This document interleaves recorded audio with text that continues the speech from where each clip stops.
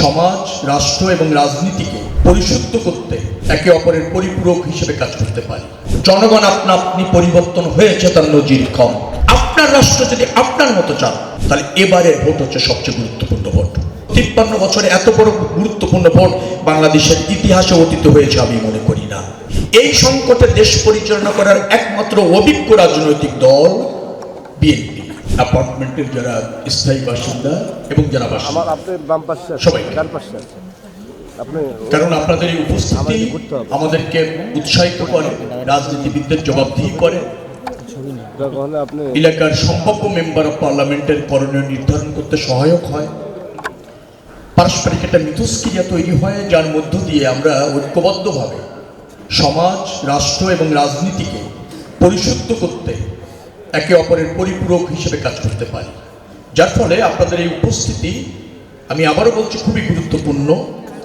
আপনাদের এই মতামত আরও বেশি গুরুত্বপূর্ণ, এবং তার চেয়ে বেশি হচ্ছে এই যে সম্প্রীতি, জনগণ, রাজনীতিবিদ, সম্ভাব্য সরকার, সম্ভাব্য আর প্রতিষ্ঠিত রাষ্ট্র, এর মধ্যে যে সেতুবন্ধনটা দরকার সেটা নিশ্চিত হয় এই ধরনের মিথস্ক্রিয়ার মাধ্যমে।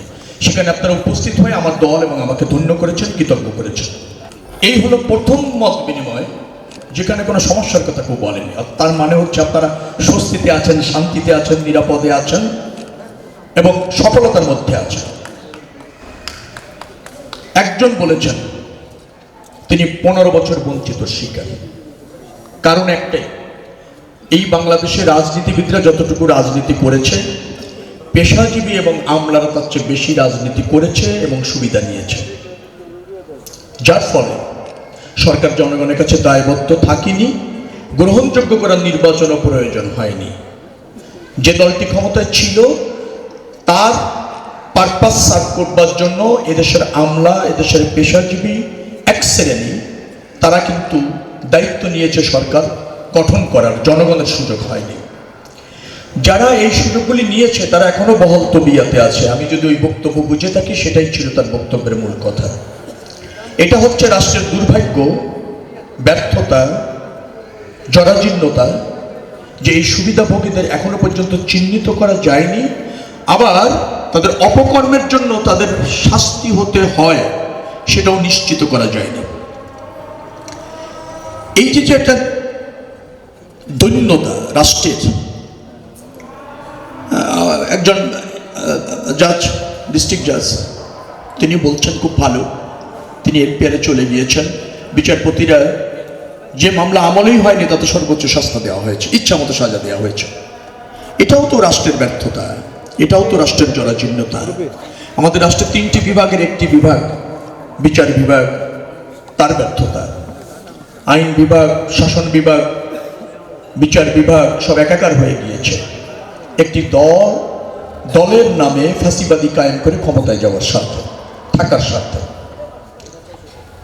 এটার অবসান জাতি চায়, আমরা চাই, পরিবর্তন জাতি চায়, আমার দল চায়, আমি চাই, আমরা চাই। এবং এই চাওয়ার জন্যই হচ্ছে এই নির্বাচনটা খুবই গুরুত্বপূর্ণ, খুবই গুরুত্বপূর্ণ।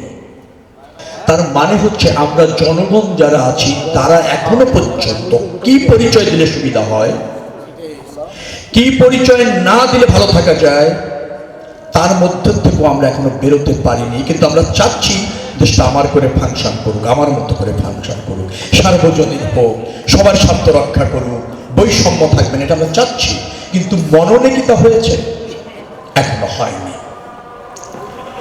এভাবে যখন একটা জাতি সংকীর্ণতা, ব্যক্তি স্বার্থ, গোষ্ঠী স্বার্থকে প্রাধান্য দেয়, সামষ্টিক স্বার্থ তখন বিসর্জিত হয়।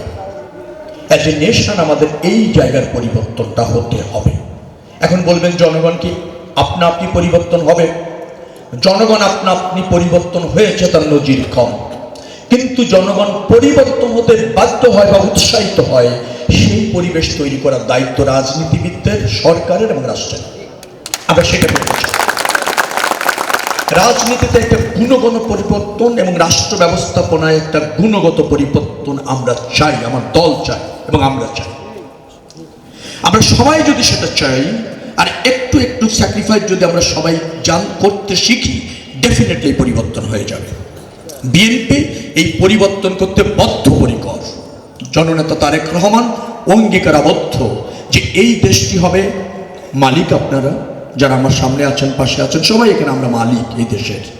এদেশে আমরা সার্বভৌম। এদেশে আমাদের ভোটে সরকার হয়, আমাদের ভোটে জনপ্রতিনিধি হয়। অর্থাৎ রাষ্ট্রে আপনার মালিকানা প্রতিষ্ঠিত করবার জন্য বিএনপি অঙ্গীকার করেছে। রাষ্ট্রে আপনার শুধু মালিকানা নয়, অধিকার, এবং এও যদি বললে ভুল হয় মালিকেরও জবাবদিহিতা নিশ্চিত করবার জন্য একটা কল্যাণকর রাষ্ট্র দরকার। তার জন্যই আমাদের সংগ্রাম ছিল। সেই সংগ্রামে সফল হয়ে আমরা 31 দফা প্রথমে, এখন আবার সেখান থেকে অগ্রাধিকার দিয়েছি 10টা দফাকে দিয়ে একটা জনকল্যাণের রাষ্ট্র প্রতিষ্ঠিত করতে চাই।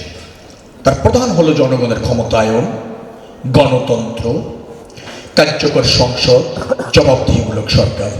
অর্থাৎ জনগণ রাষ্ট্রের মালিক, রাজনীতিবিদরা সেবক, সহকারী। এইটা আমরা প্রতিষ্ঠিত করতে চাই। এখন প্রতিষ্ঠিত করতে চাই মানে কি হবে? হবে না। সবচেয়ে বড় দায়িত্ব পালন করতে হবে আপনারা যারা ভোটার, আপনারা যারা এলাকার বাসিন্দা, এই দেশের বাসিন্দা, এদেশের মালিক, তাদেরকে, আপনার জন্মভূমি আপনাকে। সেজন্যই এবারে ভোটটা বিশেষভাবে গুরুত্বপূর্ণ। আমি সমস্যায় যাচ্ছি না, কারণ সমস্যা আপনারা উপস্থাপন করেননি। যতগুলি সমস্যা এলাকায় আছে আমি জ্ঞাত আছি, নিশ্চয়ই সেটা সমাধানের প্রক্রিয়া আমি চিহ্নিত করেছি। আমার যদি আপনাদের প্রতিনিধিত্ব করার সুযোগ হয় আর আমার দল বিএনপির যদি রাষ্ট্র ব্যবস্থাপনার সুযোগ হয়, পর্যায়ক্রমে তা সমাধান করতে আমি সংকল্পবদ্ধ এবং অঙ্গীকারে আবদ্ধ। যে রাষ্ট্রটা আমরা চাইছি সেই রাষ্ট্রটা যদি আপনি প্রতিষ্ঠিত করতে চান, এক কথায় আপনার রাষ্ট্র যদি আপনার মতো চান, তাহলে এবারের ভোট হচ্ছে সবচেয়ে গুরুত্বপূর্ণ ভোট। 53 বছর আমাদের অনেক অর্জন আছে। এক গোষ্ঠী বলে কোনো অর্জন নাই, আমি বলি ব্যর্থতা আছে, অনেক অর্জনও আছে। কিন্তু যে সম্ভাবনা আমাদের ছিল তার শতভাগ আমরা কাজে লাগাতে পারিনি। আমরা আরো ভালো করার সুযোগ ছিল, সেটার শুরুটা এবার করতে চাই। কতটুকু শুরু? যতটুকু অর্জন করতে পারিনি সেই জায়গাতে যদি বলেন এবারের ভোটটা খুব গুরুত্বপূর্ণ। 53 বছরে এত বড় গুরুত্বপূর্ণ ভোট বাংলাদেশের ইতিহাসে অতীত হয়েছে আমি মনে করি না। এ ভোট শুধু জনপ্রতিনিধি নির্বাচিত করার ভোট নয়, এ ভোট হচ্ছে আপনার রাষ্ট্র বিনির্মাণের ভোট, যার ফলে আপনাকে সঠিক সিদ্ধান্ত নিতেই হবে। আমার দল এবং আমি আপনাদের ভোটটা ডিজার্ভ করি, অধিকার রাখি। কেন রাখি? এই সংকটে দেশ পরিচালনা করার একমাত্র অভিজ্ঞ রাজনৈতিক দল বিএনপি, একমাত্র জনবান্ধব রাজনৈতিক দল বিএনপি। বাংলাদেশী জাতীয়তাবাদ ধারণ করে স্বাধীনতা, সার্বভৌমত্ব, অস্তিত্ব রক্ষার অঙ্গীকার রয়েছে বিএনপি। আর আপনাদের ভোটে বারবার নির্বাচিত হয়ে রাষ্ট্র ব্যবস্থা প্রয়োগের অভিজ্ঞতা রয়েছে। এই অভিজ্ঞতা ছাড়া এই কর্তৃত্ববাদী, আধিপত্যবাদী যে আঞ্চলিক এবং আন্তর্জাতিক রাজনীতির নগ্ন হস্তক্ষেপ বাংলাদেশে হতে চলেছে তা প্রতিরোধ করা সম্ভব নয় অন্য কোনো দলের পক্ষে, অন্য কোনো সরকারের পক্ষে। যার ফলে এই নির্বাচন বিএনপিকে যদি আপনি ক্ষমতায় রাখতে সহায়ক শক্তি হন, তাহলে সেটা হচ্ছে আপনার রাষ্ট্র রক্ষার নির্বাচন হলেন, রাষ্ট্র রক্ষায় আপনি অংশ নিলেন।